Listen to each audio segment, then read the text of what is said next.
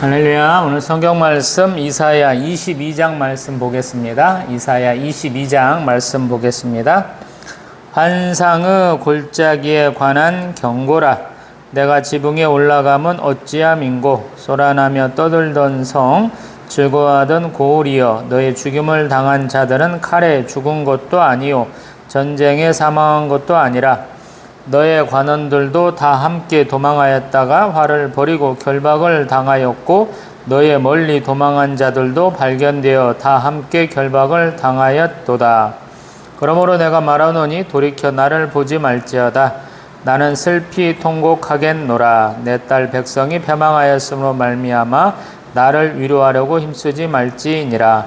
환상의 골짜기에 주 만군의 여호와께로부터 이르는 소란과 발핌과 혼란의 날이여, 성벽의 무너뜨림과 산악에 사무쳐 부르짖는 소리로다.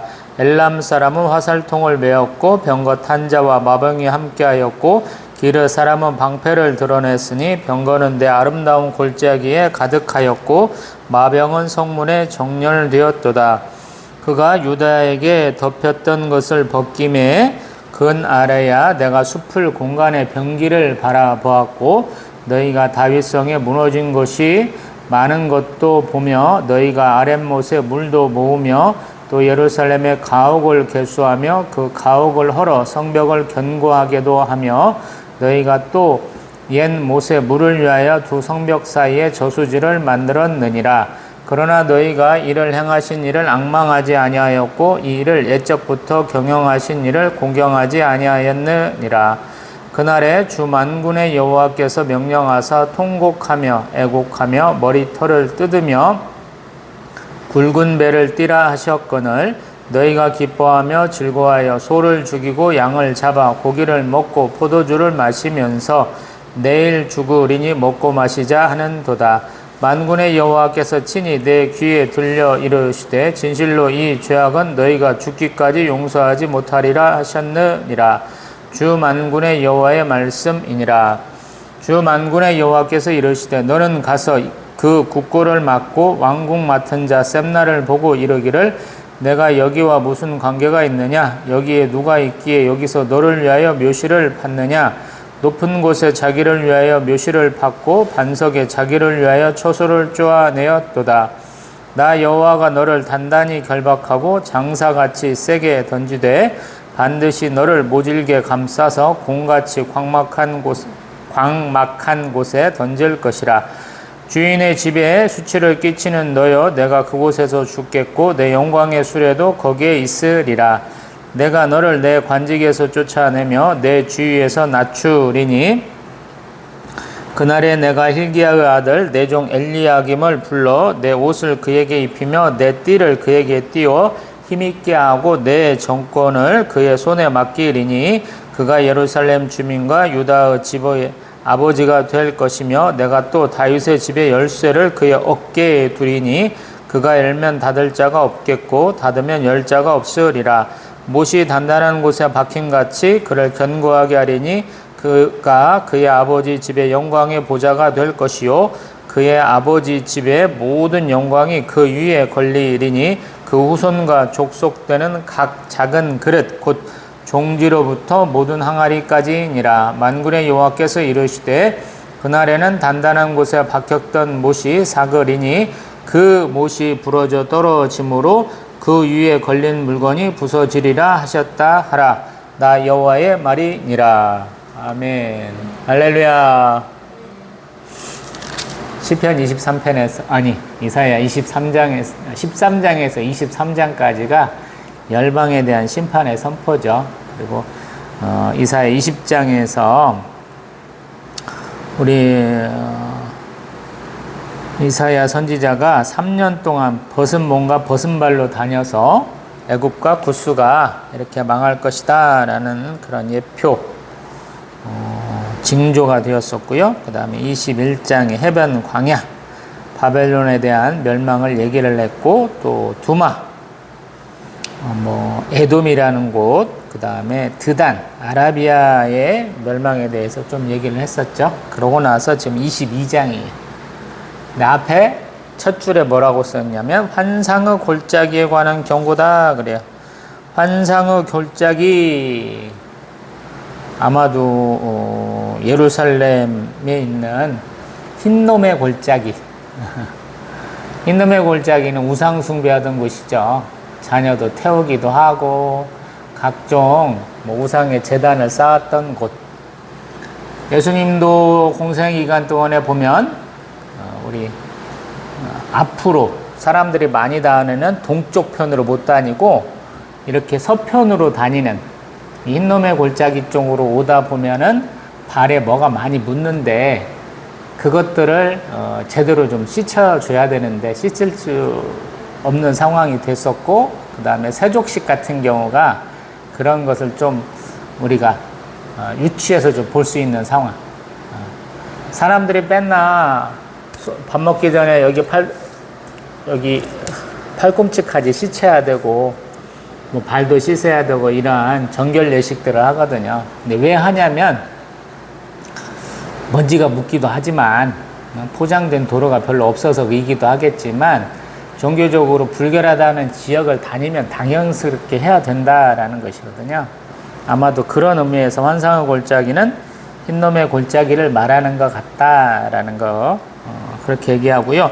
지붕에는 왜 올라갔을까라는 거야. 우리처럼 눈비가 많아가지고 쭉쭉쭉쭉 이렇게 흘러내리라고 이렇게 조금 삼각형 형태로 된 지붕이 아니에요. 여기는 왜 그러냐면 여기는 눈비가 그렇게 많지 않아요. 강수량 자체가. 그렇기 때문에 평평하게 해서 거기다가 우리로 말하면 다락방 하나 올리기도 하고 거기서 곡식도 말리고 여러 가지 일들을 하는 거죠. 우리 요리고송 점령 왔을 때 그 정탐꾼들 숨겨진 장소도 지붕이었고요. 엘리야 엘리사 선지자를 섬겼던 분들이 방을 우리 하나 만들어 줍시다 했을 때 옥상에다가 지붕에다가 하나 더 올리면 되는 그런 형태로 했지 않았을까 이렇게 생각을 하거든요. 그리고 지붕에 풀은 나기 힘들다. 어떤 빠른 소멸, 멸망에 대한 얘기를 할 때 사람들이 지붕에다가 뭘 놀아야 되니까 아무래도 흙이니까 거기다가 풀씨들 내려오면 모자라라고 이렇게 돌 같은 거를 이렇게 굴러갈 수 있게 해가지고 쭉쭉쭉쭉 밀어준다라는 거예요. 가장 지붕의 형태를 알 수 있는 게 뭘까요? 그러면 저는 마사다 요새 갔을 때 또 그런 것들을 좀 보았던 것 같아요.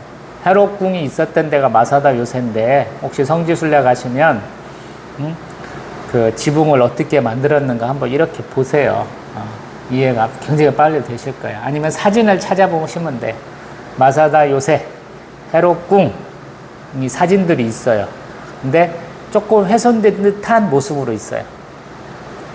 이렇게 굵은 나뭇가지로 쭉쭉쭉쭉 하고 옆에 조금씩 조금 가는 걸로 해서 흙을 짓이겨서 만든 형태가 있어요. 예전에 저도 71년생이니까 시골에는 초가집들이 많았단 말이에요. 벽을 어떻게 세웠느냐?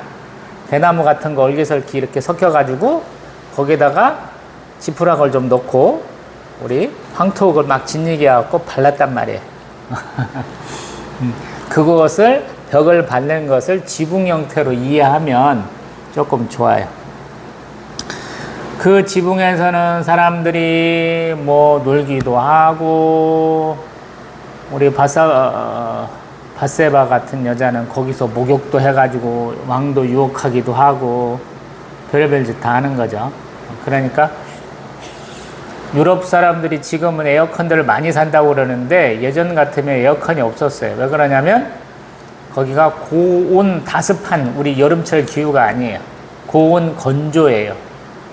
대리석으로 많이 건물들이 지어져 있기 때문에 바깥은 더운데 실내로 들어가면 그래도 견딜만 한 거예요.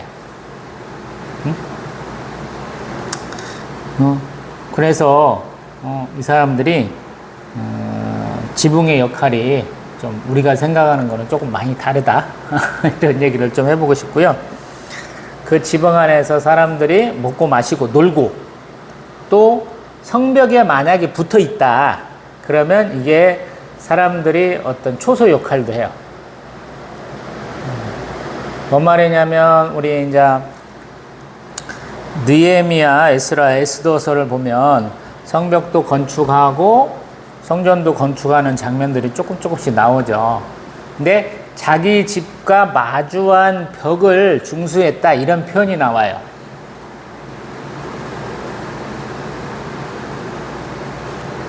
우리 이제 이집트 카이로에 성지순례 가시면 아마 두 군데를 중점적으로 가실 거예요. 예수 피난교회하고 우리 콥틱 기독교회에서 교회 추기경, 뭐 교황에 해당하는 사람은 반드시 사역지가 필요하다. 그래서 교회를 어디에다 지었느냐? 그러면 성벽 위에다 지었다고 그래서 한번 가보실 거예요. 저도 그렇게 갔다 온 기억이 나는데 그런 것들을 같은 역할을 좀 하는 것이다 라고 생각하면 되고요.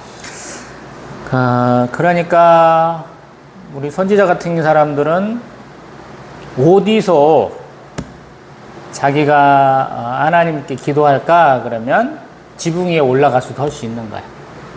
예수님처럼 겟세마네 동산 같은 데 가서 할 수도 있고.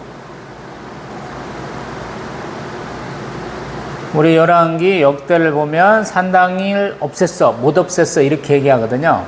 그럼 산당의 중요한 역할이 뭐냐면 거기에 이방의 신상을 둘 수 있어요.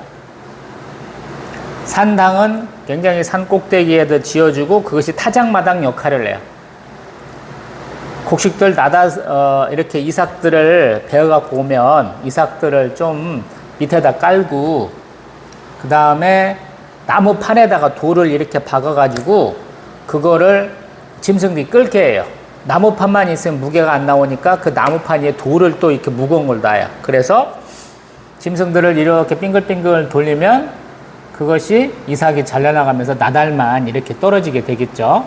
그래서 타작할 때 이렇게 할 때 소에게 망을 씌우지 말라 이런 표현도 있잖아요. 짐승에게. 왜 그러냐면 걔는 계속 지가 먹고 싶은 걸 보면서 계속 침 질질 흘리면서 일을 해야 되니까 고통이라는 거야. 우리 강아지들 뭐 이렇게 교육시킬 때 보면 주인이 먹어 할 때까지 못 먹게 시키잖아요. 그럼 어떤 놈은 식탐이 많은 놈은 막 입에서 막 침이 쭉쭉쭉쭉 떨어지는데 못 먹어. 충성심 강한 놈은 먹어 그러면 가서 달라들어갖고 막 엄청나게 먹어대는 그런 거거든요. 그리고 그곳이 산이 높은 곳에 있기 때문에 이제 나다들 뛰고 거기서 이제 쇠사랑 같은 걸로 하늘에 이렇게 우리 같으면 키로 이렇게 하늘로 막 올리면 바람이 불면서 티끌은 날아가고 알곡은 떨어지고 그런 곳에 제단들을 많이 쌓았어요. 우리 기드온 사사 같은 경우에도 포도주 틀에서 타작을 하다가 들켰잖아요. 하나님이 내가 당신이 하나님인지 모르겠어요. 여호와의 사자인지 모르겠어요. 그래서 하나님 보여주잖아요. 그가 갖고 온 재물을 태우잖아요. 자연스럽게. 그리고 그에게 요구한 게 뭐냐면 너는 가서 바알 신상, 아세라 신상을 깨라 그러잖아요. 그걸로 혼자도 못 가고 하인들 몇 명 데리고 가고 그거 뽀개버리잖아요. 자기 12지파 중에 가장 작은 지파, 자기 지파 중에서 가장 작은 집, 그리고 자기는 막내. 그래서 내가 이 일을 하면 내가 큰일이 날 것 같은데 하나님이 도우셔가지고 아버지가 야 우리 아들내미 뭔 죄 지었다고 니들이 와서 핍박하는 거야. 능력 있으면 바알이 와서 우리 아들 혼내겠지. 상관하지 말고 가만히 있어봐. 그래서 여롯바알이 되잖아요. 기드온 사서의 별명이 그런 상황이다라는 거야. 지붕을 얘기하려고 지금 계속 이렇게 얘기하는 거야. 상황이 좀 이렇게 좀 그려지시는가 모르겠어요. 지붕은 참 다양한 일을 하는 장소다. 교제의 장이기도 하다. 성벽에도 붙어 있다. 이 두 가지만 좀 기억하시면 좋을 것 같아요. 자, 예루살렘이 어떤 상황이냐? 2절에 보니까 소란하고 떠들던 상, 즐거워하던 고을이 되었는데 왜 그렇게 이렇게 바뀌었느냐라는 거예요. 어떻게 바뀌냐면 관원들도 도망하는데 결박당했고 멀리 도망간 놈도 발견되어 다 함께 결박당하였다 그래요. 왜 그러냐면 도망갈 데가 없어요. 사통팔달이에요. 쉽게 말해서.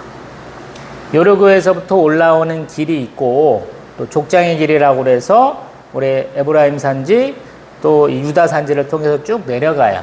요단강 서편을 통해서 사해 옆으로 가는 길이 있어요. 또 예루살렘을 통해서 우리 셰펠라라고 하는 지중해변으로 가는 길이 있어요. 또 남서쪽으로 가면 현재의 가자지구 이스라엘하고 박터지게 싸우는 그걸로 가는 길도 있어. 어디를 가든지 사람들이 가는 길이 있고 그 길은 쫓아가서 다 잡아오는 거야. 예루살렘 멸망할 때도 그렇죠. 왕도 샛길로 도망갔는데 샘문 열고 도망갔는데 잡혀오잖아요. 사통팔달이라 발견만 되면 결국에는 잡혀오는 거예요. 그런 상황을 얘기하는 거예요. 왜 그렇게 많이 잡혀왔겠느냐라는 거예요. 근데 그 상황보다는 안타까움을 먼저 표현을 해요. 4절에 보니까 나는 슬퍼 통곡하겠노라 나를 위로하려고 힘쓰지 말라 그래요. 굉장히 참혹한 거예요.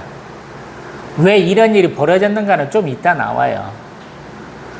너희들 잘 먹고 잘 살라고 하나님도 섬기는 척하고 우상숭배도 그렇게 많이 했는데 너희들 이렇게 도망도 못 가고 다 잡혀왔어 이렇게 얘기하는 거예요. 사람들이 제일로 재밌어하는 구경이 불구경하고 싸움 구경. 옛날에 그렇게 얘기했잖아요. 성벽에 올라가고 뭐 보겠느냐라는 거. 예루살렘 포위된 상황. 응? 지금 히스기야 왕 때도 평안한 때가 아니에요. 거의 두 차례 큰 전쟁을 맞아가지고 한 번은 히스기야 왕도 자기 왕궁과 성전에 있는 금 다 떼어갖고 줬는데도 안 돌아갔어요. 다시 침략을 받아요. 그래서 예루살렘을 다 둘러 세워가지고 이거놈들 말 안 들으면 뭐라고 그래요? 똥오줌 먹이겠다 그러잖아요. 협박을 할 때. 왜 그렇게 되냐면 예루살렘이 이렇게 조금 안으로 들어갔어. 골짜기에서. 그래서 동쪽과 서쪽으로 이렇게 두르면 갈 데가 없어요. 사실은. 그리고 높은 곳에서 낮은 곳을 보고 외치게 돼요. 이런 상황이 굉장히 많아요. 5절에 보면 소란과 발핌과 혼란의 날이다 그래요. 대개 이제 전쟁의 시기를 뜻하는 것이죠. 그때 엘람 사람도 있고 병거탄 자도 있고 마병도 있고 기르 사람도 있다. 근데 얼마나 많은지 아름다운 골짜기, 기도원 골짜기 또 때로는 마병들이 성문에 정렬되었다 그래요. 뭐 북동쪽인가 한 곳만 제대로 칠 수 있다 그래요. 다른 데는 골짜기라 내려왔다가 올라와야 되니까 쉽지 않은데 그쪽은 침략할 수 있다 그러거든요. 그리고 8절 그가 유다에게 덮였던 것을 벗김에 사실은 이렇게 사통팔달의 지역이 있기 때문에 이스라엘이 항상 하는 거 뭐 솔로몬 왕 때도 마찬가지지만 건축을 할 때 병거성, 방어성들을 많이 지었어요. 우리 대한민국도 수도 서울을 지킨다고 경기도에다가 온갖 것들 많이 깔아놨잖아요. 도로폭이 이렇게 좁은 데다가 위에다가 뭔가 구조물 나와가지고 화약으로 탁 터뜨리면 탱크 거기로 못 지나오게. 이스라엘도 그런 거 참 많이 했어요. 근데 그러한 것들이 뚫려버리니까 못하는 거죠. 기병, 마병 이런 게 중요한 게 뭐냐면 빠른 시간 내에 돌파를 해버린다는 거야. 우리 고려 때, 조선 때 굉장히 어려웠죠. 왜냐하면 기만민족하고 싸워야 되니까. 우리의 기본적인 방어 정책은 뭐냐면 성들을 쌓아요. 특별하게 산성. 그래서 그 산성들을 연결해가지고 방어선을 치는 거예요. 근데 공격하는 입장에서 성 하나하나 치고 올라면 굉장히 시간이 많이 걸리거든요. 그리고 우리 한민족이 가장 자랑하는 전쟁 방법 중에 하나가 청야 작전이라고 그랬죠. 내가 키운 농산물, 내가 이렇게 아꼈던 나무 잘라갖고 나를 공격하고 니들이 불태고 이런 꼴은 못 본다고. 너도 죽고 나도 죽자 그러면서 농산물 거둘 수 있으면 박곡식이든 농곡식이든 싹 걷어오고 못할 것 같다면 태워버려요. 나무도 태워버려 우리가. 자발적으로. 그러니까 공격하는 입장에서 굉장히 어려운 거야. 우리 몽골놈들이 그 멀리 저기 러시아 땅까지, 헝가리 땅까지 갈 수 있었던 이유는 뭐냐면 거기서 현지에서 점령해서 거기서 계속 식량도 되고 물자도 되고 이럴 수 있었던 거거든요. 없으면 지네들 소 한 마리 이렇게 잡아가지고 그 혹한에 그 더위에 바짝 마르면 이만큼밖에 안 된다고 그러거든요. 굉장히 줄어든다 그러거든. 그거 걸량으로 육포, 소고기 육포 잘 먹으면서 양고기 육포 잘 버티면서 버텼는데 한국에서는 그게 안 된다는 거야. 그것이 이스라엘 같은 경우에 예루살렘 같은 경우 뚫려버렸을 때 되게 라기스가 많이 언급되잖아요. 그것이 뚫렸을 때 자기들이 보는 거예요. 우리가 너무 앞에 방어성만 보고 있었네 라는 것이 8절부터 숲을 곳간의 병기 칼, 창은 쇠라. 뭐 이때는 쇠 아니어도 청동기 쓸 수도 있겠지만 잘 관리 아니면 녹슬어요. 나무는 썩어요. 또 성이 많이 무너졌더라 라는 거야. 이스라엘 사람들은 할 줄 아는 게 별로 없어. 내가 생각할 때는 참 무식한 애들이고 기술도 없어요. 성도 한번 쌓아놓으면 천년이 간다 이런 거 없는 것 같아. 지금 보니까 성벽이 너무 많이 무너졌어. 그 다음에 식수를 확보해야 되는데 아랫못에 물 인자 겨우 마련하고 있다라는 거야. 관광 가면 우리 뭐 이스기야가 만들었다고 이렇게 우리가 냄새 안 맡아보고 눈으로 잘 안 보이니까 마실 수 있나 착각하면서도 그냥 물 수로 한번 지나가잖아요. 응? 그 다음에 가옥 집 부숴가지고 다른 것들을 만들어야 될 거 아니에요. 돌을 써야 될 거 아니에요. 그 다음에 저수지도 필요하고요. 근데 이런 것들 안 했다라는 것을 깨닫는 거야. 근데 그보다 더 중요한 게 뭐냐면 11절에 그러나 너희가 이를 행하신 일을 앙망하지 아니하였고 이 일을 옛적부터 경영하신 일을 공경하지 아니하였다. 침략받게 하셨다라는 거야. 이스라엘의 오연제라고 얘기하는 사람은 참 무식한 사람이라고 제가 몇 번이나 얘기하잖아요. 그런 뉘앙스로 얘기하잖아요. 왜냐하면 걔네들이 맨날 주기에 서는 이유가 해서 하는 게 뭐냐면 군사력을 키워요. 행정 조직을 다지고 그 다음에 종교 개혁을 일으켜요. 근데 결국에는 그들이 일으킨 그 군사력, 그들이 성벽도 막 보완하고 병가성도 짓고 방어성도 많이 지었는데 결국에는 아무 의미가 없어져요. 한 방에 털려요. 왜냐하면 국력의 차이예요. 현재도 이스라엘 별 볼 일 없죠. 인구수가 별 볼 일 없어요. 그냥 미국의 지원 받고 지네들 핵무기 갖고 있어서 떵떵거리고 살지. 만약에 대한민국하고 이스라엘하고 딱 붙어있다? 이스라엘 없애버릴 수 있어요. 대한민국 국방력 정도면. 이스라엘의 강점을 갖고 있는 것이 항공, 비행기가 좀 저희들 보다 더 좋거든요. 근데 우리 포탄량이 어마어마하게 많아. 우리 미사일이 어마어마하게 많아. 이란까지 가갖고 공습하고 막 지랄하는데 저희한테 걸리면 그냥 죽습니다. 별 볼 일 없어요. 옛날에도 비슷한 거예요.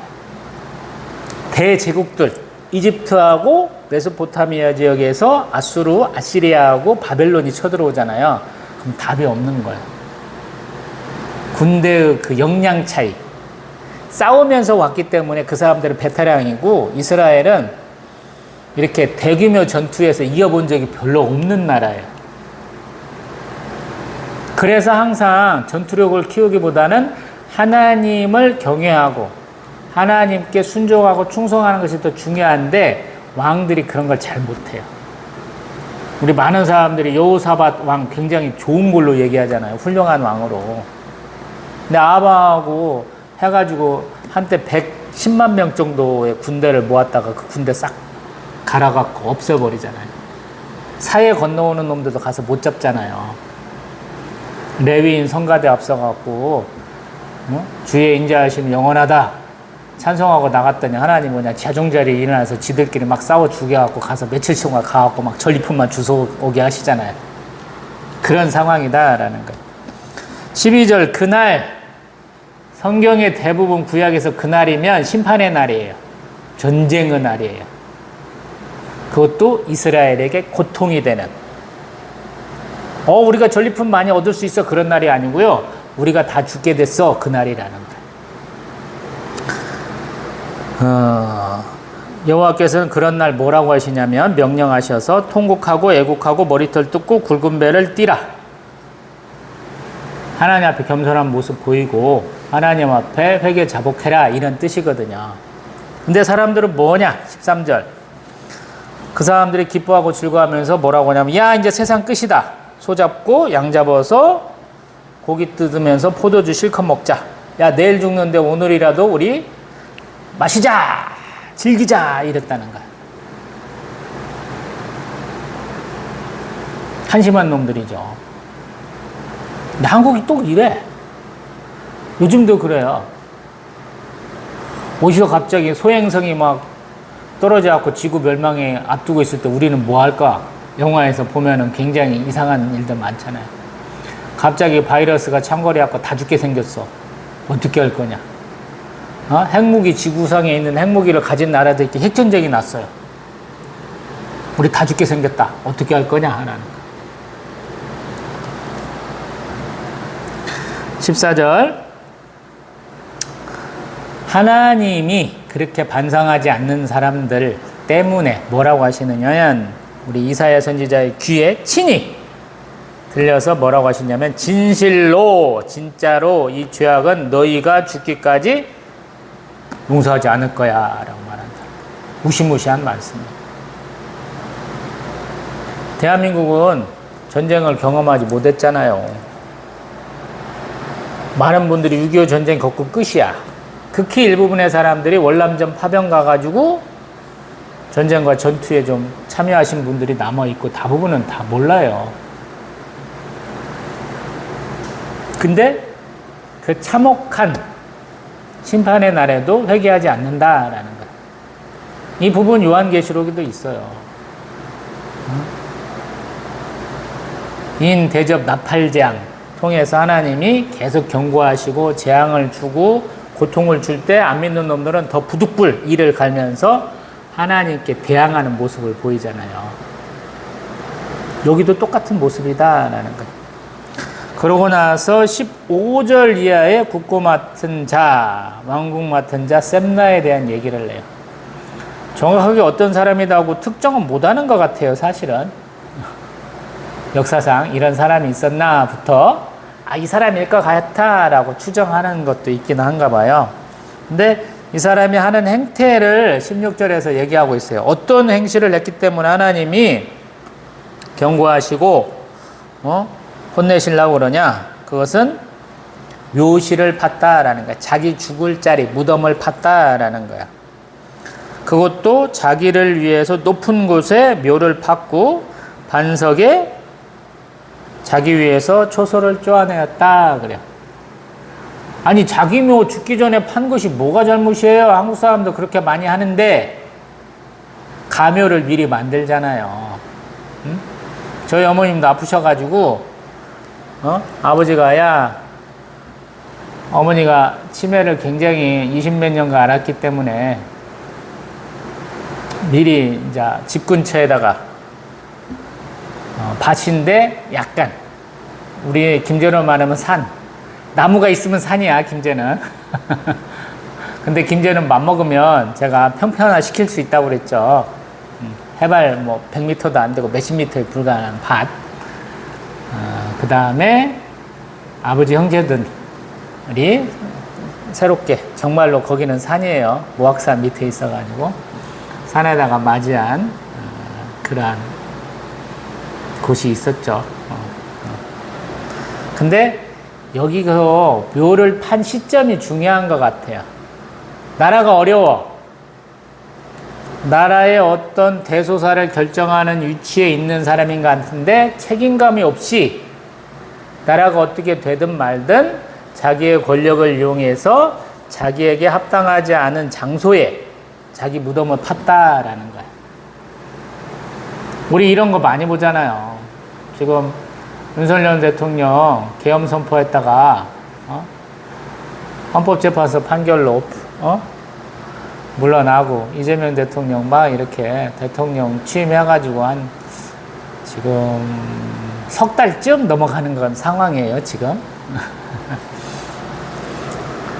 근데 그러다 보니까 내란에 참여를 했다. 아니다. 내란이 뭔 내란이냐. 계엄이 뭔 잘못이더냐. 이렇게 그냥 되지도 않는 헛소리 하시는 분이 있고, 야, 내란 일으킨 사람, 군사 쿠데타 일으킨 놈, 친위 쿠데타 일으킨 놈은 절대 안 된다. 뭐 이렇게 얘기하는 쪽으로도 아니겠죠. 근데 하나님은 항상 권위 있는 자, 권력을 잡고 있는 자가 하나님이 맡기신 그 백성들을 잘 다스려야 돼요. 이게 이스라엘의 핵심이에요. 자기의 권위가 누구로부터 왔냐, 권력이 누구로부터 왔냐, 그러면 하나님이 주신 거다라는 거예요. 우리보다 더 천부인권 이런 거에 더 강해요. 절대 왕정에 거의 가까워요. 근데 그 이 책임을 못하니까 이사야 선지자를 통해서 그가 심판받으리라 그러는데 어떤 이미지냐면 우리 이제 17절부터 단단히 결박하고 누군가 던지는데 누가 던지냐면 강속구 투수. 야구로 생각하자는 거예요. 요즘에는 세계적인 야구 선수였는데 한국에서는 환영 못 받는 사람으로 얘기하는 추신수 선수. 국가대표로 딱 한 번 나가고 군면제를 받았는데 그 다음부터 국제대회 한 번도 안 나왔고 아들내미는 미국 국적으로서 뭐 한국 사람하고 전혀 관계없는 애고 야구도 안 하지만 그래서 은퇴를 쓸쓸하게 했다 이런 표현도 하거든요. 근데 추신수가 투수 출신이에요. 예전에 그 한참 잘 나갈 때 보면 외야에서 되게 우익수 맡았던 것 같은데 공을 잡으면 거기서부터 받아갖고 공을 던지는데 홈으로 잘 던져. 빨랫줄 송구를 했어요. 그래서 만약에 1루나 2루에 있는 사람들은 팩업이라고 그래서 이렇게 야수가 공을 잡은 다음부터 그 2루나 3루 딱 잡고 발을 딛고 그 다음에 홈을 향해서 뛰거든요. 근데 투수 출신이라 어깨가 강해서 그걸 다이렉트로 포수한테 하고 잡는 경우를 제가 2번인가 봤어요. 이 이미지가 딱 그거예요. 요즘 운동선수들 투수가 공을 던지는 위치가 이렇게 바닥보다 좀 높아요. 포수가 공을 받는 위치보다 좀 높거든요. 근데 많은 사람들 공 던지는 거 보면 여자는 되게 투수판이라고 그래요. 그러니까 발을 디딜 수 있는 것이 나무로 이렇게 돼 있거든요. 거기를 받고 던져갖고 제대로 던지는 사람이 없었어. 거의 없어요. 연예인들도 안 돼. 남자도 그걸 못하는 사람들이 굉장히 많아요. 이게 전력으로 못 던져. 일반인이 시속 100km 넘으면 굉장히 잘 던지는 거예요. 우리 유희관이라는 프로야구 선수 있었잖아요. 제가 굉장히 우습게 하는 사람. 남들은 150, 160도 던지는데 미국 프로야구에서는 한국도 150km 강속구 투수가 많은데 그 사람은 어떤 때는 100km도 안 나와. 근데 예술적으로 잘 던져서 코너를 잘 찌른다든가 속도를 90km 꽂았다가 130km도 꽂았다가 그래서 상대들 잘해가지고 굉장히 뛰어난 투수다라는 평가를 받거든요. 근데 여기서 하나님이 말씀하시는 것은 18절 공을 던지는데 광막한 곳으로 냅다 던져버린다라는 거예요. 아무도 못 주워오게. 이해 가시는가 모르겠어요. 우리가 생각할 때 야구장에서 공 던지는 수준이 아니고요. 이거는 그냥 꽁을 던지는데 갑자기 슝 해갖고 멀리 던져지는 그런 이미지예요. 사람 사는 곳이 아니고 사람 못 사는 사막 같은 곳. 우리는 사막 하면 맨날 모래 있는 걸로 착각하는데 대부분의 사막은 돌밖에 없는데요. 모래가 아니고 돌. 모래 사막은 굉장히 드물어요. 돌로 된 사막이 더 많아요. 자갈이 많은 곳. 그런 곳으로 던지는 거예요. 그래서 보면은 우리 19절 관직에서 쫓아내고 지위에서 낮춘다라는 거야. 이번에 내란과 간단해서 사성 장군들 별 4개짜리들 7명이 한 번에 다 떨어졌어요. 왜 못 막았느냐라는 거야. 군사 쿠데타니까 막아야 되는데 너 다시 이런 일이 있으면 네가 막겠느냐라는 대답을 제대로 한 사람이 한 명도 없어서 다 별들 떨궜거든요.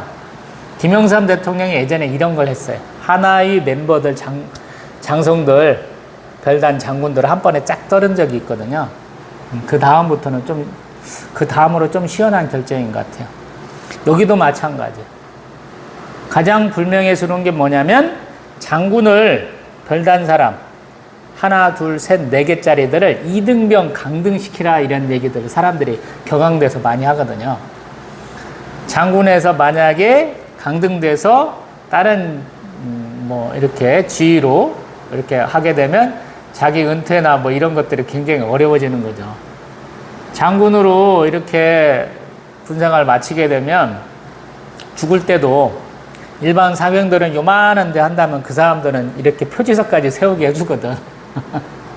대한민국 개판이에요. 세계 어느 나라 가도 무명용사 묘에 헌화를 하는 거예요. 커다란 화환을 드리는 거거든요. 근데 한국은 워낙에 개판이야. 장군들 헌 게 뭐 있다고 그놈들이 묘지도 큰 거 써게 해줘요. 학도병이라고 해서 불과 10대 중반 중학생들도 많이 가서 죽었거든요. 6.25 전쟁 때. 그분들을 뭐 유해도 발굴도 못하는 경우도 있고 전사통지만 막 간 적도 있고 그런데 그분들 왜 그렇게 묘지를 작게 해주냐 이렇게 말하는 것도 제가 들어본 것 같아요. 자, 그러면서 이 셈나라는 사람 자리에 앉히는 사람이 하나 있어요. 그게 20절 그날 심판의 날 전쟁의 날에 hil기야 아들 내종 엘리야김을 대신하게 하겠다. 근데 옷을 입히고 띠를 띄우고 정권 우리 뭔 상징 같은 거, 홀 같은 것을 그의 손에 맡기겠다. 그래서 예루살렘 주민과 유다 집의 아버지가 되고 다윗의 집의 열쇠를 두겠다. 교체하겠다는 거야. 그의 영광을 하게 하겠다라는 거야. 에스더서에 모르드게가 이런 영광을 한번 누려보잖아요. 하만이가 나를 이렇게 영광스럽게 할 거야 라는 대답을 딱 얘기를 하는데 사실은 지가 앞에 가면서 우리 왕 말 잘 들으면 내가 이렇게 영화롭게 할 거야. 그래서 모르드게 뒤에다 탁 멋지게 차려입고 앞에 가서 지는 외치는 역할을 해야 되고 또 우리 또라이 아들 탕자의 비유에 나오는 그 아들내미 거짓골로 왔는데 아버지가 막 달려가가지고 반지 끼우고 신발 신기고 옷 입히고 막 잔치하자. 우리 유구 한번 먹어보자. 맛있는 송아지 한번 잡아봐라. 이렇게 하는 그런 케이스에 해당하는 거예요. 생각을 해보면. 그때 이 사람의 지위가 얼마나 단단할까 보면 23절, 24절 못이 단단한 곳에 박혔다라는 거예요. 이 사람들의 살림살이를 좀 알아야 돼. 집 구조를. 돌을 이용하기도 하고 나무를 이용하기도 하고 집을 지어요. 근데 우리처럼 굴뚝을 이렇게 신경 써서 만들지는 않아. 제가 듣기로는. 굴뚝은 그냥 연기 나가는 곳이에요. 그리고 집 구조가 바닥. 예전 같으면 우리가 지푸락도 떼고 콩대도 떼고 장작도 떼고 그랬죠. 토방이라고 그래서. 밥 짓는 곳이 있고 그 다음에 우리가 다시 구들장 놓아서 자는 곳을 우리가 만들었어요. 옛날에 시골집은. 여기는 구조가 가축이 사는 곳과 그 다음에 자기들 음식 해먹는 곳, 그 그것이 제일로 낮은 단계고 그 다음에 침상이 있어요. 이 사람들이. 그것들이 큰 구분 없이 그냥 있는 거야. 그래서 옛날에도 보면 실형이라고 그래서 나무판자 이렇게 놔가지고 거기다가 사기 그릇들, 나무 그릇들 이렇게 얹어갖고 저희들 썼잖아요. 이 사람들은 그릇을 어떻게 하냐면 못을 박아가지고 거기에다가 그릇을 놓을 수 있도록 했다라는 거야. 그래서 못이 튼튼하면 그릇들이 잘 걸려 있을 거 아니에요.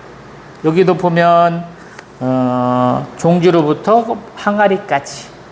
종지는 뭐 이만하겠지. 항아리는 요따만히 크겠죠. 그것들이 잘 걸려 있게 하겠다라는 거예요. 근데 25절에 보면 그날에는 못이 또 삭는다 그래요. 그래서 하나님의 심판은 어떤 때는 모두에게 임하는 거야. 단순하게 생각하면. 이 엘리야금조차도 심판받아야 된다라는 거예요. 그래서 어려워요, 성경이. 공동체 책임을 지울 때도 있고 개인의 책임만 물을 때도 있고. 그래서 이거를 공동체 책임을 얘기해야 되나? 아니라고 얘기해야 되나? 우리 예레미야서 가면 요나단의 예후와 같이 북이스라엘에서 바알 선지자, 아사랴 선지자들 싹 탈탈 털은 사람이 하나 있거든요. 그 사람이 올라가면 우리 모세의 장인 이드로의 자손들이 아니냐까지 얘기를 하거든요. 그 사람들이 성에 와갖고 피난했을 때 우리 예레미야 선지자가 와갖고 가서 수고했네, 술 한잔 봐도 술을 따라주는데 그 사람들은 안 마셔요. 왜? 조상 때부터 술 먹지 말라고 술을 안 먹어. 자기 소유도 가지지 말라고 해서 소유를 안 가져요. 그냥 하나님 바라보면서 그냥 그렇게 사는 거야. 전쟁 나서 어쩔 수 없이 피난은 왔지만 우리는 조상 때부터 말하는 걸 지키고 있어요. 그러니까 하나님이 니네는 안 잡혀가게 할게 이렇게 얘기하거든요. 예루살렘 함락당해가지고 좀 지위가 있는 사람들, 부자인 사람들은 다 잡혀가고 죽었어요. 근데 가난하고 헐벗고 굶주린 사람들은 놔뒀거든요. 그걸 알아야 돼. 그 사람들 그렇게 해서 보존되었다라는 거. 그 앞에 내용은 뭐냐면 또 에레미야 선지자에게 정의롭고 공의로운 사람 한 명만 있으면 내가 예루살렘 성 멸망시키지 않을게 라고 말씀하신 적이 있거든요. 심지어 어떤 사람들은 뭐 장로니 뭐 이런 사람들 좀 지위 있는 사람들이 내가 하나님께 좀 물어보고 싶은 게 있어서 왔어요. 그런데 하나님이 여호와 하나님이 선지자들을 통해서 뭐라고 하냐면 가라고 그래. 그 사람들은 말할 자격도 없어. 이렇게 표현한 경우도 있기도 하고요. 그래서 성경이 어려워요. 이 경우와 이 경우가 왜 다른지 모르겠어요. 그래서 어렵다라는 표현을 저는 많이 하는 거죠. 이만큼 불이 나게 왔어요. 한번 생각을 해봅시다. 하나님이 하신 말씀에 내가 순종하고 충성해서 그대로 따라가는 게 좋을까요? 아닐까요? 성경에는 준행이라는 단어가 나온다고 그랬어요. 한자식 표현이죠. 반드시 지킨다. 그대로 행한다. 준행이 그런 뜻이거든요. 우리 그런 사람의 가장 큰 핵심으로 노아가 나와요. 노아. 하나님이 심판을 선포하셨어요. 근데 한 120년 걸린 것 같아. 말씀하시고. 오래 사시던 분이기도 하지만 120년 동안 남들이 뭐라고 하든 말든 6명이서 계속 방주를 지어야 되는 거야. 그럼 방주의 크기는 요즘으로 오면 몇만 톤입니까? 그러면 어떤 사람은 한 4만 톤은 넘는 것 같아. 이렇게 얘기를 해요.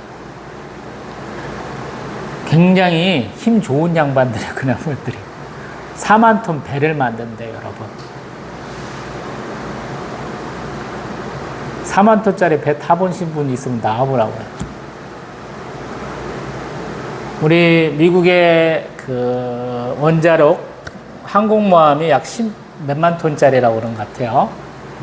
그리고 그러한 역할의 축소판으로 프랑스 애들이 쓰는 뭐 샤를 두고급 항모가 한 4만에서 5만 톤급이라고 얘기하는 것 같아요. 4만에서 5만 톤급의 비행기 얼마나 틀려요? 뭐 한 3, 40대 실린다 그래요. 우리 독도함이 얼마나 크게요? 한 1, 2만 톤 간다고 그래요. 뭐 엄청 큰 거예요. 되게 큰 거예요. 근데 그것을 사람이 만드는 거예요. 우리 배라고 떠올리면 거북선 많이 떠올리시는 분 있고 바이킹들의 그 배를 떠올리시는 분도 있을 수 있거든요. 그리고 그냥 우리 오리배처럼 막 노는 곳에 있는 그냥 혼자서 이렇게 저을 수 있는 조그마한 배 떠올릴 수 있는데 아무튼 힘을 받을 수 있도록 앞에서부터 뒤에까지 선미에서 선수까지 갈 수 있도록 긴 나무를 대고 그 다음에 그 옆에 뼈대를 붙여가지고 우리 갈비살처럼 이렇게 올려야 되고 그것을 바깥으로 둘러야 되고 그리고 이것이 벌려지지도 않도록 가운데를 또 이렇게 연결을 해줘야 되고 그 다음에 방주는 가라앉지 않도록 가만히 보니까 위에도 씌운 것 같거든요. 그걸 해야 되는 거야. 시간은 긴 것 같은데 굉장히 바쁘게 살아야 됐을 거라고요. 제가 생각할 때는. 여기도 마찬가지. 하나님이 무엇 못해라고 경고를 했을 때 사람들은 아유 퍽이나. 왜냐하면 사람들도 알고 있는 거예요. 소문이 말보다 빨라요. 국제 정세에 굉장히 민감해요. 알고 있는 거야. 하나님이 뭐라 하시든지 이 사람들은 상황을 알고 있는 거야. 반 아수르 동맹, 반 바벨론 동맹 이런 것들을 알고 있는 거야, 이 사람들. 그리고 자기들까지 전쟁으로 오기가 얼마나 힘든지를 알고 있는 거예요. 키로스 재고, 왕의 성향 재고 막 이런 거야.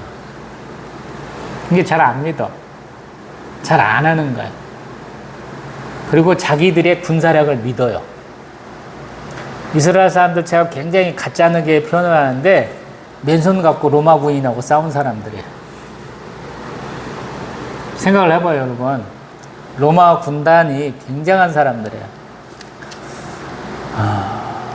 카이사르 이 사람이 이제 프랑스 내 독일 내 이런 지역으로 쭉쭉 뻗어가 갖고 점령을 한 거예요. 한번 원정 가면 몇십만 명을 때려잡던 사람들이거든요. 그것도 군단도 그렇게 많지도 않아. 한 10개 군단, 우리로 말하면 한 6만 명쯤 데리고 가가지고 몇십만 명 때려잡고 오는 사람들이거든요. 그때 이탈리아 사람들 평균 키가 160이 안 됐을 거리 아마. 무시무시한 사람들. 그래서 칼이 작아. 1m가 안 돼요. 글라디올러스라고 하는 칼이. 이렇게 휘두르는 게 아니고 이렇게 찔르는 용도예요. 방패를 세워가지고 막 방패로 밀고 방패 틈으로 칼을 찔르는 용도라고 이게. 전신갑주에 나오는 칼이 작다는 얘기도 해보는 거예요, 지금. 로마 병사들 같이 똑같이 무장하면 되게 힘들어요. 완전 군장은 우리가 30kg 얘기하잖아요. 그보다 더 무거울 수 있어요. 무기도 같잖아. 우리는 항상 그러잖아. 일본 놈들 전국시대 때 싸우는 거 보세요. 창이 4m 이상 가. 창 하나가 4m가 넘는다니까요. 일본도 와갖고 막 휘둘렀다고 그랬잖아요. 임진왜란 때. 그놈들 칼이 지 키보다 더 큰 것도 있어요. 키 150밖에 안 되는 일본 놈들이 칼은 160 이상 되는 칼도 휘둘렀다고 그러잖아요. 우리가 하도 이것 해보고 저것 해보고 다 하다가 결국에는 뭐 했냐면 도리깨, 쇠도리깨, 타작할 때 쓰는 거. 긴 막대 끝에다가 쇠를 달아서 이렇게 두들기면 회전방향에서 가서 툭 치는 게 있거든요. 그걸로 싸웠다고 그래요. 굉장히 농사 짓던 사람들이 싸우는 거니까 그게 유용했다 그러더라고요. 유용했다. 우리는 막 우리의 편전이 있어. 우리의 활로 충분히 잡을 수 있어. 이렇게 얘기하잖아요. 쥐뿔. 이 편전의 문제가 뭐냐면 여름에는 못 써먹어. 풀로 바른 것이라. 아교라고 하는 복합궁에 또 재료도 별로 없어. 저기 베트남, 뭐 필리핀 이런 데서 소뿔을 갖다가 수입해 와야 돼. 결국에 우리가 이긴 것은 천자통통 뭐 이런 것들 총통하고 신기전하고 쇠도르께 같은 거, 또 이순신 장군 같은 아주 유명한 장군들, 뭐 권율 장군 이런 분들이 있어갖고 어떻게 박아낸 거예요. 상대방이 총 갖고 오는데, 조총을 갖고 오는데 우리는 그걸로 싸워서 이긴 거예요. 지금 여기도 그렇다라는 거예요. 하나님 분명히 경고하셨어요.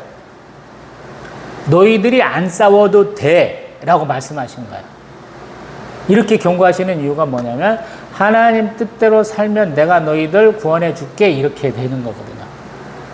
이스라엘의 승리한 전투는 막강한 군사력을 가지고 최신 무기를 가지고 가서 처음부터 쭉 훑어버리는 그런 전투가 한 번도 없어요. 전쟁이 없어요. 하나님이 이기게 하시는 거예요. 근데 이기게 하는 것도 지들이 힘을 쓸 필요가 없어. 되게 자중질환이 일어나요. 이번 시간 제가 기도원 사사 얘기했잖아요. 기도원 사사 32,000명 있다가 결국에는 300명 남겨주시잖아요. 하나님이 걸러서. 그 사람들이 뭐예요?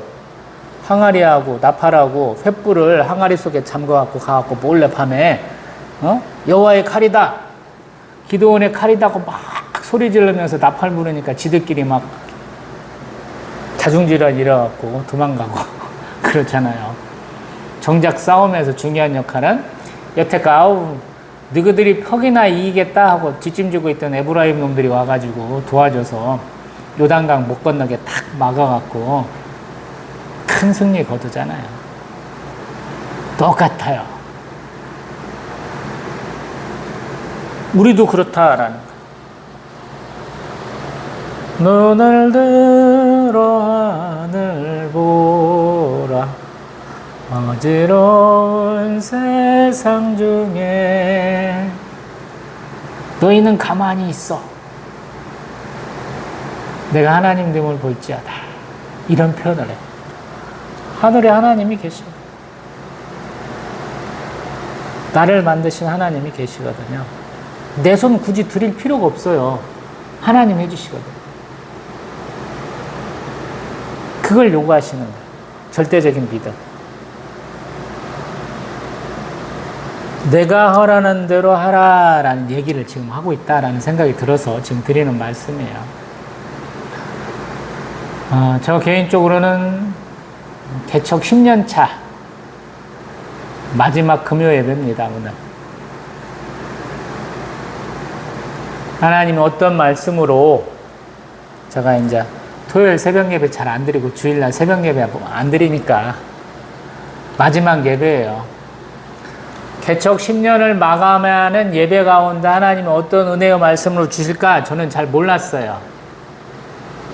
금요 예배도 지금 몇 번을 빼먹었는지 모르겠어요. 근데 하나님이 그 말씀을 계속 보면서 이 말씀을 보게 하셨고 오늘 깨닫게 해주시는 것이다 라는 생각을 한다는 거예요. 너는 순종하고 충성해라. 내가 무슨 말 하면 그대로 해라. 반대로 하지 마라. 애통하고 지금 비통하라, 통곡하라, 옷 찢고 먼지를 그냥 머리에다가 이렇게 막 뿌려라 그러는데 내일 죽으니까 오늘 먹고 마시자 이런 짓 하지 말라는 거예요. 하나님이 너의 책임을 다해 그러는데 나 곧 죽는데 그러면 나 죽을 때 내 무덤은 내가 파고 가야 되겠어? 이런 짓 하지 말라는 거예요. 내가 권력을 취해서 부당하게 취하는 것을 뺏길 수 있다라는 거예요. 무서운 말씀이죠. 10년 동안 개척교회 목사로서 네가 잘한 건 없다라고 말씀하시는 거거든요. 너가 엉뚱한 짓 하면 뺏긴다 이 말씀하시는 거예요. 그래서 하나님 항상 축복의 말씀, 저주의 말씀을 같이 주신다. 제가 그러잖아요. 축복만 몇십만 군데 있어요 라고 얘기하는 사람은 성경 안 읽은 사람이다. 그 목사 엉터리다. 제가 맨날 그렇게 얘기하잖아요. 왜냐하면 축복 옆에 반드시 경고 내지는 저주의 말씀이 있어요. 248가지요. 뭐뭇해. 뭐뭇하면 안 된다. 365가지예요. 더 많아요. 항상. 2배까지는 아니어도 적어도 1.5배는 돼요. 저만의 해석인지 모르겠어요. 근데 이사야 선지자의 열방에 대한 심판 가운데 개인에 대한 심판의 메시지가 오늘 22장 안에 있다는 거예요. 그게 더 무서운 거예요. 콕 집어서 얘기했다는 거거든요. 한국 사람들은 따라쟁이 신앙쟁이들이 많죠. 썬데이 크리스찬이 놀렸어. 목사들도 유행을 많이 타.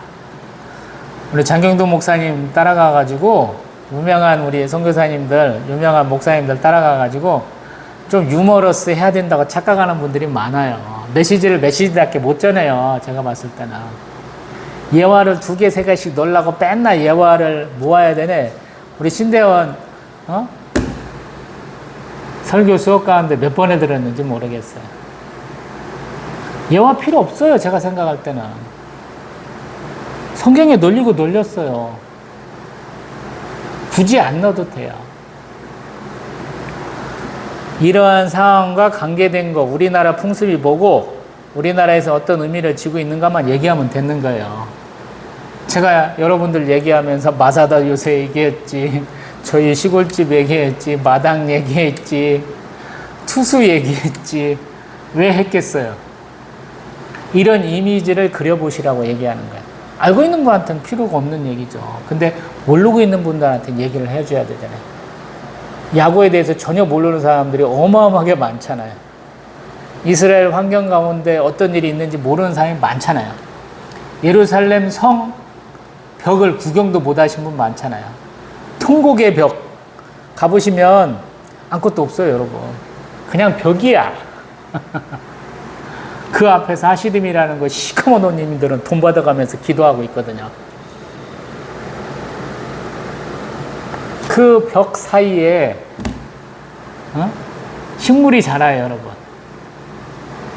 그 식물이 뭔지 한번 이렇게 궁금하면 사진 보면서 뭐 하라고 써있는가 한번 보세요. 희망이라는 꽃말을 가진 꽃이 이렇게 꽃나무들이 자라고 있거든요. 참 이래요. 뭔가 한 가지 얘기를 해주기 위해서 기초사항을 많이 얘기해 줘야 돼요. 그리고 그 다양한 것들을 조합해서 성경의 그 상황, 그때 시대상을 잘 그려낼 수 있어야 돼요. 그래서 성경을 잘 읽어야 돼요.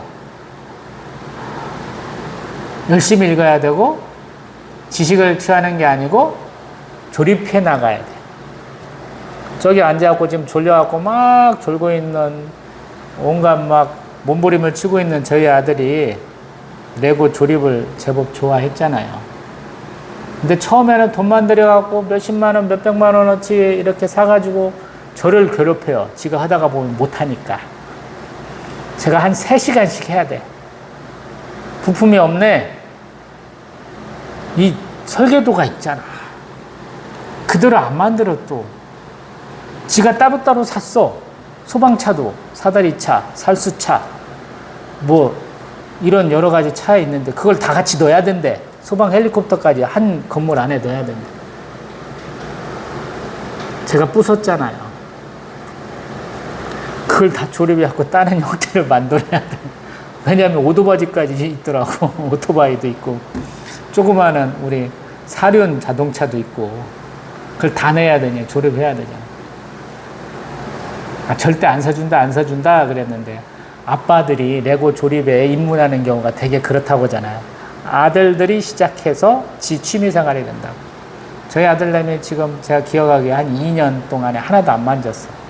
지는 학교 가서 방과 후 학교 오면서 레고 열심히 하고 전동으로 움직이는 거 좀 해보고 끝이에요. 애들이 같이 안 해주니까 재미없어서 못한 거야. 성경도 똑같아요.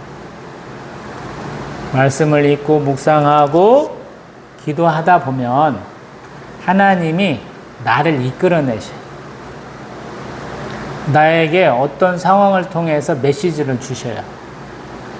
저는 말씀으로 말씀하옵소서 기도한다고 그랬죠. 성경에 있는 말씀이 저에게 주시는 메시지예요. 말씀이다. 금요 예배만 되면 제가 아프거나 아들 내미가 아프거나 저희 사모가 아프거나 그래서 지금 한 달쯤 못 드렸나 3주쯤 못 드렸나 그랬는데 마지막에 이 말씀 보게 하시더라. 그래서 더 심각하게 받아들일 수밖에 없다.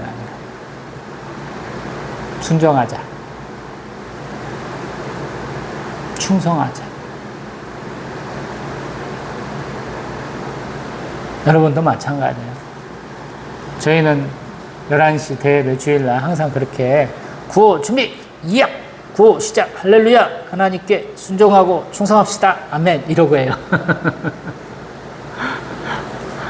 언젠가 1시간짜리 전체 예배 동영상 올린 적도 있죠. 그렇게 해요. 왜냐하면 이렇게 조금 장난스럽기도 하고 유치한 행동인 것도 같은데 이게 습관이 되고 자기한테 이렇게 쭉 주입식으로 되면 그렇게 살라고 노력하거든요. 내 뜻대로 안 하려고 그러고 급한 거 먼저 하려고 그러는 게 아니고 중요한 게 무엇인지 하나님 앞에 묻는 습관이 생긴다라는 거예요. 저도 개척한 지 10년밖에 안 돼가지고 아직 100% 완벽하게 급한 것보다는 중요한 거 하자 이 얘기를 잘하고 있어요 라고 말은 못 하겠어요. 근데 적어도 내 마음이 급할 때 이거 해결하고 중요한 거 하자 이렇게까지는 얘기 안 한다는 거예요. 지금 얘기가 다 그러잖아요. 중요한 거 안 하고 급한 거 얘기하잖아요. 내일 멸망한대. 근데 오늘 먹고 마시자 한다는 거야. 중요한 게 뭐예요? 하나님이 허락하는 대로 하겠습니다. 제가 말 안 듣는 거 잘못했습니다. 라고 하나님 앞에 고백하고 회개 자복해야 되는 거잖아요. 근데 그거 안 한대. 하나님이 야, 너 왜 네 맘대로 살아? 내가 너를 광야에 꽁을 던지듯이 던져버릴 거야. 네 쥐 다 빼서 땀한테 줄 거야. 그 말씀 들었으면 저 잘못했어요. 요나서에 나오는 니느웨 사람들처럼 왕부터 짐승까지 다 회개 잡아가는 모습 보여야죠. 가짜라도. 다 금식해 그러잖아요. 그러면 하나님을 돌릴 수 있잖아요. 근데 그거 안 한다는 거예요. 그래서 어려워요. 신앙생활이. 인내로 시작해서 인내로 끝나요. 예수님이 너희가 나를 따르거든 너희를 부정하고 너희 십자가를 지고 나를 따르라 그러는데 너희 부정이 가장 어려워요. 내가 이렇게 해왔는데 하나님 앞에 이렇게 순종해 왔는데 이렇게 충성해 왔는데 그걸 내려놓지 못하는 사람들이 99.999%예요. 별로 한 것도 없어요. 제가 가만히 들어보면. 사람한테 하듯이 해놓고 하나님한테 했다고 착각하는 거예요. 사람한테 하는 것처럼 하면 안 돼요. 하나님한테는. 하나님께 하는 것처럼 해야 돼요. 하나님의 거룩함을 나타낼 수 있도록 하나님의 영광을 나타낼 수 있도록 내가 해야 되거든요. 그걸 너무 쉽게 생각하시더라고요. 내가 잘 먹고 잘 살면 하나님 영광 받으실 거야. 뭔 개떡 같은 소리인지 모르겠어요. 목사들이 맨날 그 소리 해야 되니까.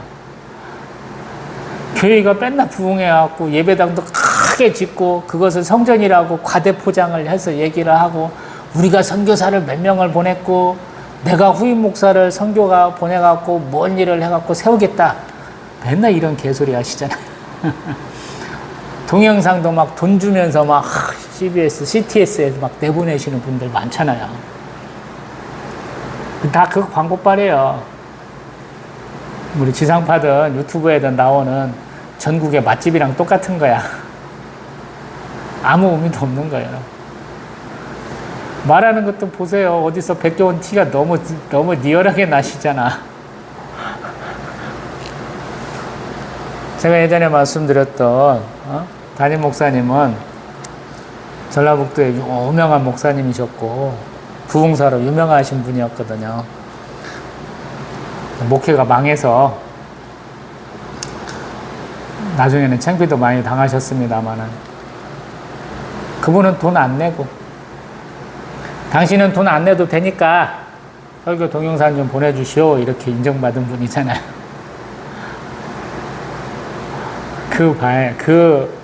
제가 이제 면접을 한번 봤었던 교회는 예배당을 엄청 크게 지었어요. 성도수 1000명인가 밖에 안 되는 교회가 뭐 성도수 5만 넘겨보자 이렇게 시작하면서 예배당 엄청 크게 지었거든. 그 양반 신문사에다가 뭐 칼럼도 내고 동영상도 내고 그러더라. 그 사정을 몰랐으면 제가 그러지만 너무 대비되잖아요. 우리 신앙생활도 그렇거든요. 내가 어떤 목사 밑에서 신앙생활하고 어떤 목사가 이렇게 주관하는 선교단체에서 활동하고 있어요. 이거 자랑하시는 분들이 너무 많더라고요. 뭔 상관이에요, 그게. 저는 이름도 몰라요. 그런 사람도 관심도 없고, 그 사람이 뭔 말 하든지, 제가 좀 신경을 써야 되는 상황이면 그 사람이 뭔 말 하는지 기도하고 부르면 이게 하나님의 메시지가 아니다가 거의 드러나요.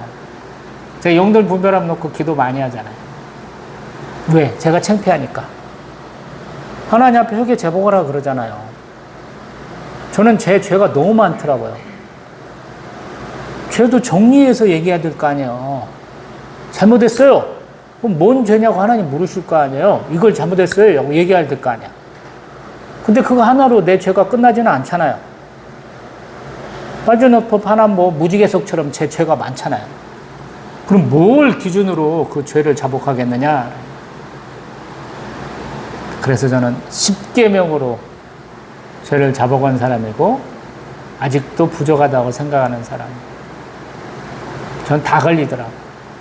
10계명 전체가 다 걸려.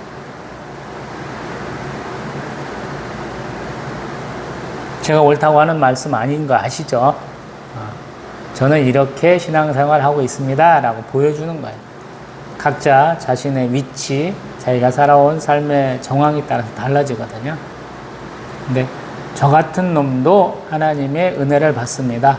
저 같은 놈도 하나님이 쓰십니다 라는 얘기를 하려고 지금 이런저런 얘기를 하고 있는 거잖아요.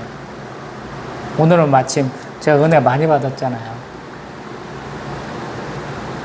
자기 절제에 대한 부분을 하나님이 가르쳐 주시는 거잖아요. 하나님이 우리에게 주신 것은 두려워하는 마음이 아니다. 사랑과 능력과 절제하는 마음. 그것만 한번 찾아보고 마치겠습니다. 시간이 지금 되게 많이 됩니다.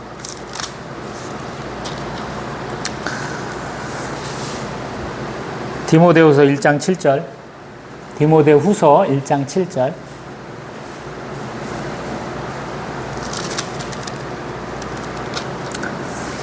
디모데후서 1장 7절. 하나님이 우리에게 주신 것은 두려워하는 마음이 아니요 오직 능력과 사랑과 절제하는 마음이니. 왜 제가 이런 얘기를 하냐면 디모데후서 2장 20절.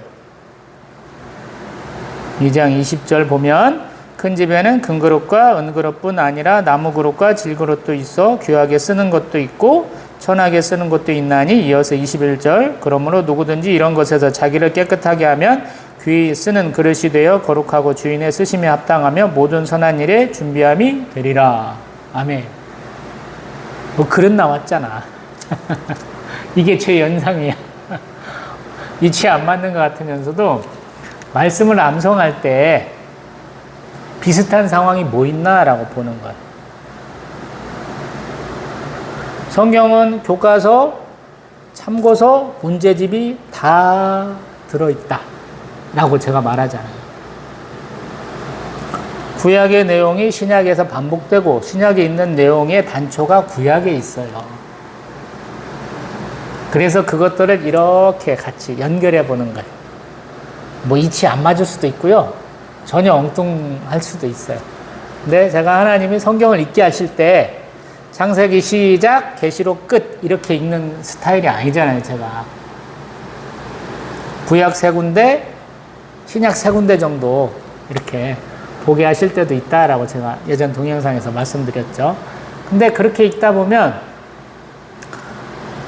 되게 역사서, 그다음에 시가서, 선지서, 구약은 되게 이렇게 세 종류, 쉽게 말하면 우리 신약도 역사서, 사도행전까지, 바울 서신서, 그 다음에 공동 서신서 정도 이렇게 딱딱 6군데로 그렇게 그냥 나눌 수도 있거든요. 그러면 이 부분들이 교차로 있기 때문에 이상하게 연결될 때가 있어요. 창세부터 요한계시록까지 있는 사람은 이렇게 시줄과 날줄을 못 넣는 사람이에요. 가로 세로를 연결을 잘 안 되는 거야. 근데 굳이 그렇게 나 시작했다, 나 끝났다 이렇게 하지 마시고 통독 휘수로 자랑하지 마시고 통독을 왜 하느냐, 필사를 왜 하느냐 그러면 내가 통독 몇 번 했어, 필사 몇 번 해서 자녀들에게 줬어, 이거 자랑하려고 하는 거예요. 대부분 내가 봤을 때는. 저 평생 필사해본 적이 없어요. 저는 손가락도 이렇게 휘어져 있어. 지관절염 걸려갖고 지금 아파 죽겠어요. 이거 못해, 나. 중고등학교 때는 1년이면 연습장 몇 권을 쓰는 사람이에요. 저는 쓰면서 읽는 사람이야. 쓰면서 기억하는 사람이었어. 근데 대학교 7년 다니면서도 의대를 졸업 못하고 37에 한일장신대 영어영문학과 들어가면서 보케블러리 시험을 보는데 한 2시간 수업하면서 600단어, 700단어 이렇게 공부하고 그 다음 주 그 시간에 한 50개 단어 시험 보면서 제가 깨달은 건 뭐냐면 쓰지 말자. 보면서 읽자. 쓰니라고 손 아프고 시간 낭비하지 말고 보면서 읽자. 바꿨어요, 제가. 37에 저의 공부 스타일을 바꾼 사람이야. 20년 만에. 그러다 보니까 문제점이 뭐냐? 모음이 정확하지가 않아. A, E, I, O. 영어에서 모음이 조금 틀려요. 근데 나만 틀렸어? 원어민, 자기 모국어로 쓰는 사람도 틀리더라고요.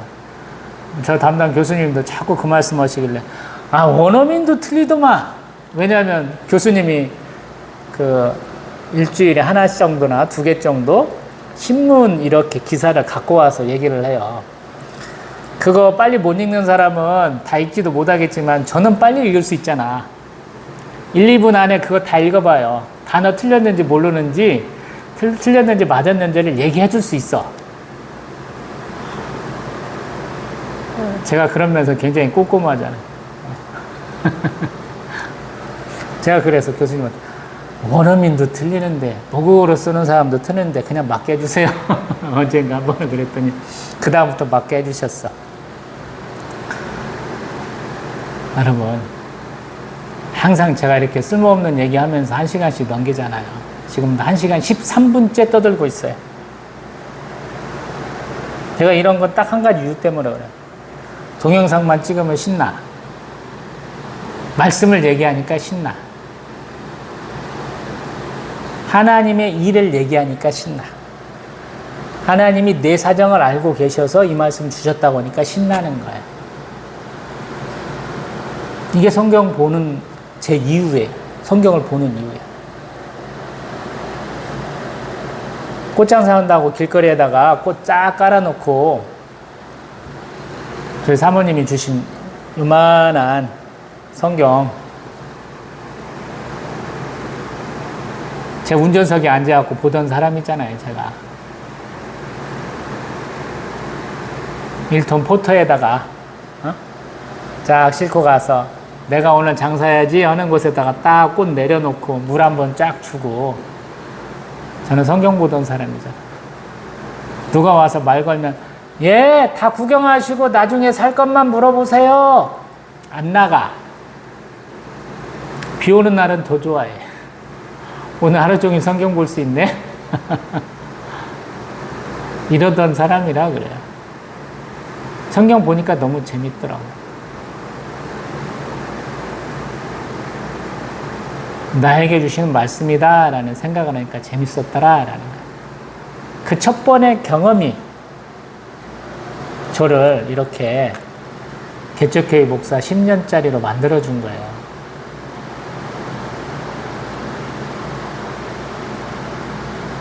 여러분도 마찬가지예요. 성경을 읽고 기분이 좋아지고, 성경을 읽고 감동을 받고, 성경을 읽고 눈물이 나고, 성경을 읽고 내 문제의 해결점을 찾았을 때 성경 너무 좋아할 거라고요.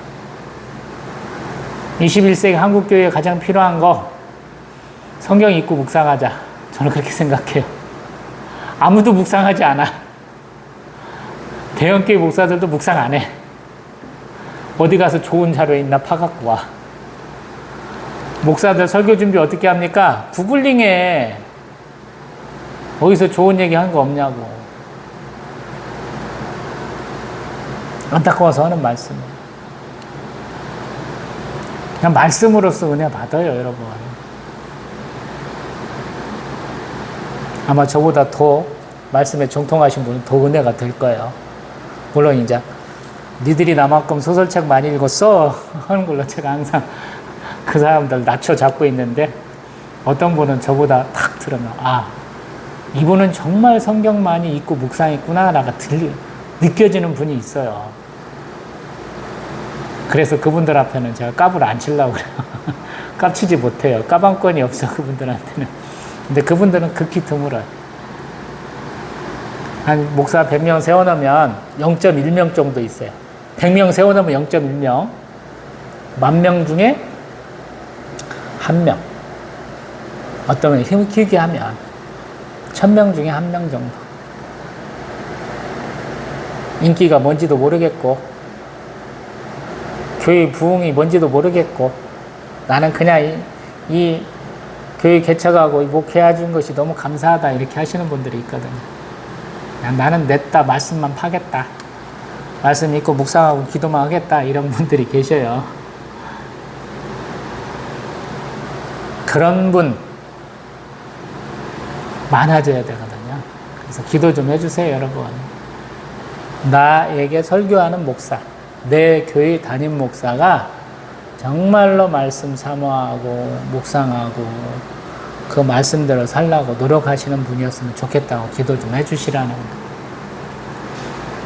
그런 분들이 막 많아져야 한국교회 부흥하고,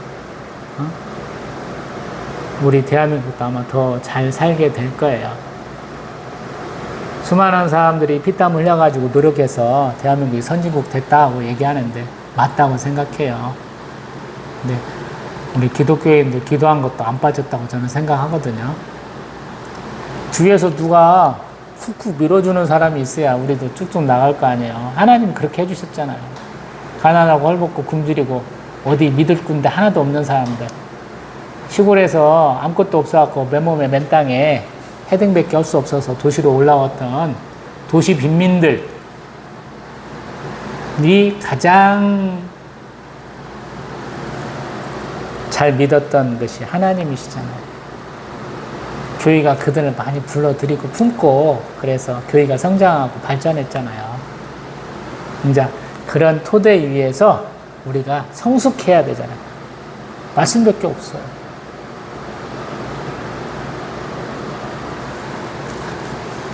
또 다음번 우리 이사야 23장은 우리 마지막 두로와 시돈에 대한 심판 부분으로 또 뵙겠습니다.